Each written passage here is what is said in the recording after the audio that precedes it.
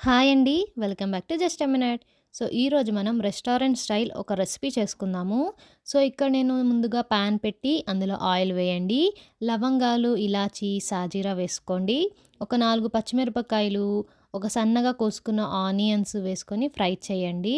ఇందులో 4, 5 వెల్లుల్లి రెబ్బలు, ఒక 4, 5 జీడిపప్పులు, ఒక పెద్ద సైజ్ టమాటా వేసుకొని ఇదంతా బాగా ఫ్రై చేసుకోండి మూత పెట్టి మెత్తగా అయ్యేంత వరకు.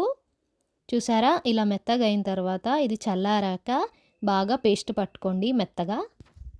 ఇప్పుడు దీన్ని పక్కన పెట్టుకోండి. ఇప్పుడు అదే ప్యాన్‌లో మళ్ళీ ఆయిల్ వేసి మన మెంతి కూరని వేసుకోండి. దీన్ని పచ్చి వాసన పోయి అదంతా మెంతి కూర మొత్తం దగ్గరొచ్చేంత వరకు ఫ్రై చేయండి. ఇందులో నేను పచ్చి బఠానీ వేస్తున్నానండి. ఇది నేను 2 మినిట్స్ పాటు వాటర్‌లో కొంచెం బాయిల్ చేసుకున్నాను. ఇప్పుడు ఇదంతా బాగా ఫ్రై చేసి తీసేసేయండి. ఇప్పుడు మళ్ళీ అదే ప్యాన్‌లో మళ్ళీ ఆయిల్ వేసి లవంగాలు, ఇలాచీ, సాజీరా, ఒక బగారా పత్తా వేసి మనం టమాటా పేస్ట్ పట్టుకున్నాం కదా! అది ఇందులో వేసి మీడియం ఫ్లేమ్‌లో ఫ్రై చేయండి. ఆయిల్ పైకొచ్చేంత వరకు మంచిగా ఫ్రై చేయండండి.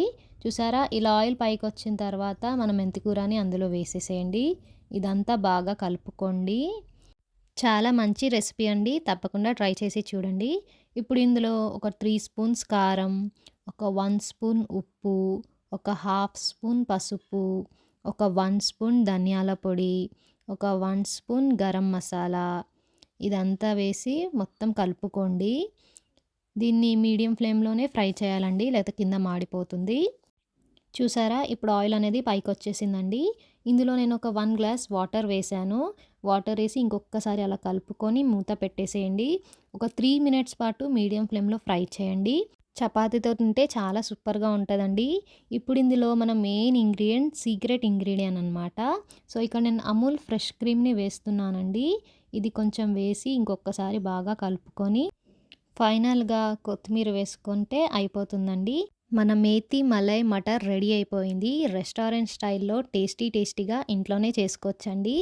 తప్పకుండా ట్రై చేసి చూడండి. చాలా మంచి రెసిపీ. చపాతీతో తింటే మాత్రం సూపర్‌గా ఉంటుంది. Thank you for watching. ఇలాంటివెన్నో మంచి మంచి వీడియోస్ కోసం మా ఛానల్‌ని సబ్స్క్రైబ్ చేసుకోండి. బెల్ ఐకాన్‌ని క్లిక్ చేయండి.